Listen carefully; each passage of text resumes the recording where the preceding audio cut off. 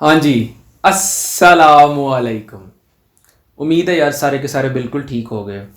Title देख के आपको पता चल गया होगा कि आज की वीडियो है बेसिकली एमबीबीएस इन कंट्रीज़ अदर देन पाकिस्तान।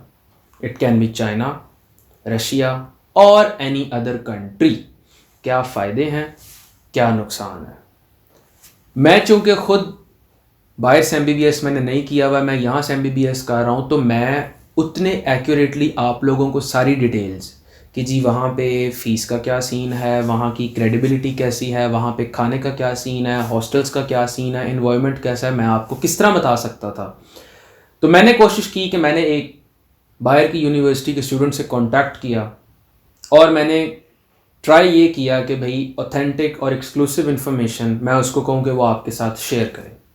पहले मैं जो अपने जहन में कुछ इन्फॉर्मेशन है about studying abroad, doing MBBS from China, Iran और रशिया, उसके हवाले से जो मैं अपनी राय रखता हूँ वो मैं आपके साथ शेयर करूँगा और उसके बाद we will go to the expert person.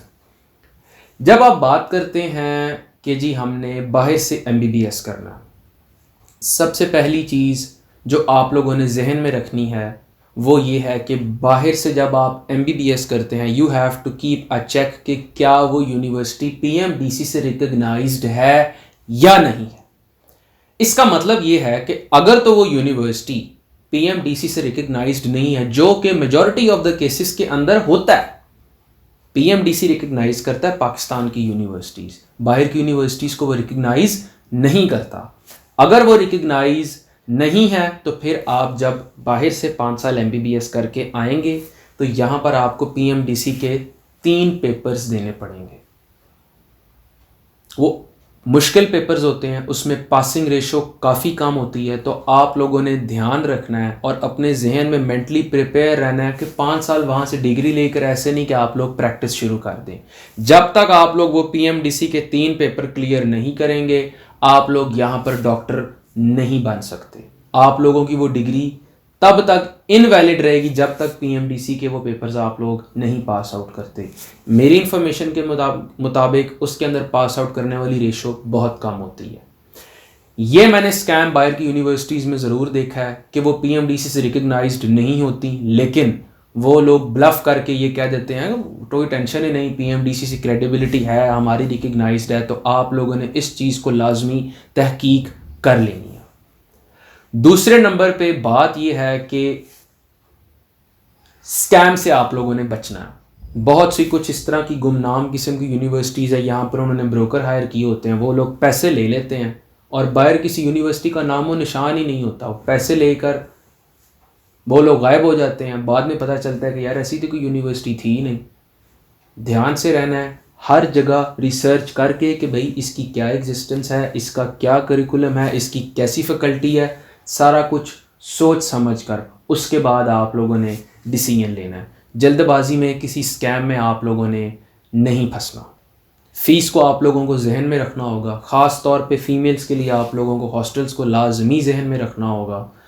पहले अगर किसी शख्स ने, सीनियर ने उस यूनिवर्सिटी से कुछ किया हुआ है, एमबीबीएस किया हुआ है, तो आप लोगों को लाजमी उसको कंसल्ट करना पड़ेगा ताकि आप लोगों को पता चल जाए। अब हम चलते हैं ज़ीशान गोंदल जो कि चाइना से एमबीबीएस कर रहे हैं और वो आप लोगों को एक एक detail about having MBBS in abroad उसके हवाले से गाइड करेंगे। उनका अपना भी यूट्यूब चैनल है जिसका लिंक आपको डिस्क्रिप्शन के अंदर मिल जाएगा। कोशिश मैंने ये की है कि आप लोगों के लिए बेस्ट तरह की गाइडेंस में लेकर आऊँ। Over to you Zeeshan. अस्सलाम वालेकुम, मेरा नाम ज़िशान है। मैं 3rd ईयर मेडिकल का स्टूडेंट हूँ और चाइना में स्टडी कर रहा हूँ। तो आज की वीडियो जैसे कि हमज़ा भाई ने आपको बता दिया स्टडी इन अब्रॉड, तो इसके मुताल्लिक कुछ बातें हम करेंगे। इसमें ज़्यादा पूछे जाने वाले कुछ सवालात होते हैं जो कि आपके लिए थोड़ी सी कन्फ्यूजन, क्योंकि लोगों ने काफ़ी मिथ यहाँ पे फैलाई हुई हैं कि अगर आप बाहर से पढ़ के आएँ तो आपकी डिग्री की कोई वैल्यू नहीं है, और मतलब इस तरह की बहुत सारी चीज़ें। ऑफ कोर्स पेरेंट्स का कंसर्न होता है कि सेफ्टी, फीस और हॉस्टल लाइफ, इन्वायरमेंट, इंजॉयमेंट, बहुत सारी चीज़ें हैं जो कि पूछी जाती हैं। तो अभी हम इसके बारे में बात करते हैं। सबसे पहले हम बात करते हैं कि कौन कौन से ऐसे कंट्री हैं जो कि एमबीबीएस को करवा रहे हैं, एमबीबीएस एक्सेप्ट कर रहे हैं पाकिस्तान के स्टूडेंट के लिए। तो सबसे पहले जो आते हैं मेन में वो आते हैं चाइना, किर्गिस्तान, उसके बाद यूक्रेन और एक दो ऐसी कंट्री हैं, ठीक है। तो इनमें अगर आप मेरी राय पूछेंगे कि आप किसको रिकमेंड करेंगे, तो मेरे ख्याल में China is the best, Russia से भी और यूक्रेन से भी, ठीक है। अगर आप MBBS अब्रॉड से करना चाहते हैं, अगर आप अफोर्ड नहीं कर सकते, और मैं रिकमेंड नहीं करूँगा कि पाकिस्तान में आप प्राइवेट में करें।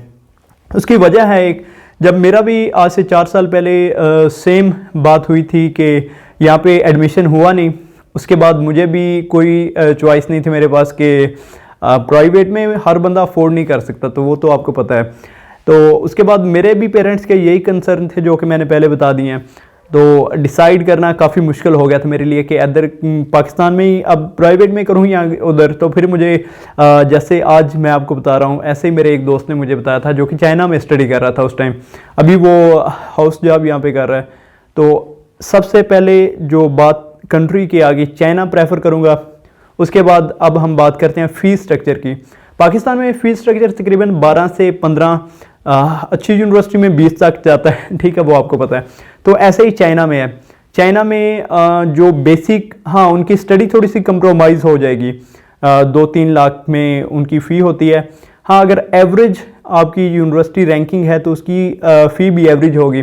और एवरेज अगर बात करूँ तो तकरीबन 18,000 RMB से लेके 25,000 RMB तक है। तो वो पाकिस्तानी तकरीबन बनते हैं, आप कह सकते हैं 4.5 लाख से तकरीबन 6 लाख तक, ठीक है। तो ये एवरेज और अच्छी जो MBBS करवाने वाली यूनिवर्सिटीज़ होती हैं उनकी इतनी होती है। जो बहुत ज़्यादा अच्छी मीन जो कि 500 इंटरनेशनल रैंकिंग में आती हैं, ठीक है, उनकी काफ़ी हो जाएगी। और वो आपको पता है कि पाकिस्तान से भी ज़्यादा उनकी फ़ी होगी, तो वो हम ऑफ कोर्स अफोर्ड नहीं कर पाएंगे। उसके बाद जो सबसे ज़्यादा लोग सवाल करते हैं कि हॉस्टल लाइफ कैसी है। हॉस्टल लाइफ अमेजिंग, रूम्स बहुत लग्जरियस होते हैं। आपकी फ़ी में ही उसकी जो हॉस्टल फ़ी है वो भी होती है जो कैंपस फ़ी में होती है। उसके बाद रूम काफ़ी बड़े होते हैं, डिपेंड करता है आपकी यूनिवर्सिटी पर। 2 बेड 3 बेड, साथ में अटैच बाथरूम होता है। उसके बाद आपके लॉन्ड्री के लिए भी होता है उधर ही। देन आपकी जो स्टडी रूम होते हैं, ठीक है, वो हर यूनिवर्सिटी में होते हैं और काफ़ी अच्छा as comparison to Pakistan hostel life way better than Pakistan, ठीक है। और जो आपकी ग्राउंड वगैरह इंजॉयमेंट के लिए होते हैं। अब बात करते हैं मेडिकल स्टडी की। पाकिस्तान में मेडिकल स्टडी गवर्नमेंट में बहुत अच्छी है, उसकी बात मैं नहीं करता। लेकिन हाँ, प्राइवेट में अगर आप लेना चाहते हैं तो मेरे ख्याल में चाइना की और पाकिस्तान की प्राइवेट स्टडी कोई ख़ास डिफरेंट नहीं है, ठीक है। वहाँ पे आपको इंडियन, पाकिस्तानी, नेपाल के और इवन के वो चाइनीज़ टीचर मिलते हैं जो कि अमेरिका से, UK से, कनाडा से, ऑस्ट्रेलिया से पढ़ के आते हैं और उनकी इंग्लिश काफ़ी अच्छी होती है। अगर आप उनसे डिस्कशन करेंगे तो आपको आधा घंटा डिस्कशन करेंगे और आपको समझा के छोड़ेंगे। मतलब वो ना कोशिश करते हैं कि बच्चे को जितने तक समझ नहीं आए उतने तक हमने इसको छोड़ना नहीं है, ठीक है, उतने तक हमने समझाते रहना है। इतने वो आपको कोऑपरेटिव टीचर मिलते हैं और ये रियलिटी है। आप किसी से भी पूछ सकते हैं, जो लोग यहाँ पे आके टेस्ट पास नहीं कर पाते वो लोग होते हैं जो कि वहाँ पे 5 साल जॉब करते हैं, उसके बाद यहाँ पे आके कुछ हो नहीं पाता क्योंकि MBBS कोई बच्चों का तो खेल है नहीं है, तो वहाँ पे स्टडी करते नहीं है। तो ये थोड़ा सा कंट्रोवर्शियल टॉपिक है तो मैं इसको टच नहीं करता। उसके बाद जो इंटरटेनमेंट की, चाइना में अगर आप स्टडी के साथ इंटरटेनमेंट करना चाहते हैं तो चाइना का कोई सानी नहीं है। आपको पता है कि बीजिंग वॉल जो है, ग्रेट वॉल, वो चाइना में होती है और वो मून से देखी जाती है। आपको ये भी इंटरेस्टिंग फैक्ट पता होगा। तो वो लाखों बल्कि करोड़ों लोगों का टूरिज़्म का वो क्या कह सकते हैं, एक गढ़ कह सकते हैं, एक पॉइंट कह सकते हैं। उसके बाद आपने सुना होगा हार्बिन में आइस फेस्टिवल होती है, तो वहाँ पे भी ऐसे लोग आते हैं। जब मल्टीलिंगुअल लोग बैठते हैं आपकी थिंकिंग बढ़ती है, ज़्यादा लोगों से मिलते हैं आपकी थिंकिंग बढ़ती है, आपका व्यू पॉइंट बदल जाता है। तो इस तरह का जो अपॉर्चुनिटी होती है वो पाकिस्तान में नहीं मिलने वाली। साथ में स्कोप की अगर हम बात करें तो स्कोप वही है जो कि पाकिस्तान की डिग्री का है। आपको मेडिकल लाइसेंस के लिए हाँ टेस्ट देना पड़ेगा। आफ्टर PMC, जो अभी PMDC से PMC हुई है, इसकी अपडेट में अभी टेस्ट लोकल को भी देना पड़ेगा, फॉरेन ग्रेजुएट्स को भी देना पड़ेगा, तो डिस्क्रिमिनेशन बिल्कुल ख़त्म हो गई है। आपके पास बहुत एज है जो कि 2020 के स्टूडेंट हैं। आप कम पैसे में वहाँ से आके MBBS करें, यहाँ पे आके मेडिकल टेस्ट दें और अपनी जॉब या अपने मेडिकल कैरियर को कैरी करें। इसके रिलेटेड फॉरेन स्टडीज़ के रिलेटेड कोई भी क्वेश्चन हो, डिस्क्रिप्शन में मेरे चैनल का नेम है, लिंक है, उसको जाके देखें। वहाँ पे मुझे पर्सनल मैसेज कर लें। कोई भी मसला हो एडमिशन रिलेटेड या कोई भी मसला हो तो आप मुझे या हमज़ा को मैसेज कर दें। तो आपने होप बिल्कुल नहीं हारनी। आपके पास स्टिल ऑप्शन है कि MBBS को अपनी मेडिकल लाइफ को कैरी कर सकते हैं। हम भी इंशाल्लाह आपको गाइड करते रहेंगे। मेरा खुद USMLE का देने का आगे प्लान है, तो इंशाल्लाह मैं उसके रिलेटेड भी आपको गाइड करता रहूँगा।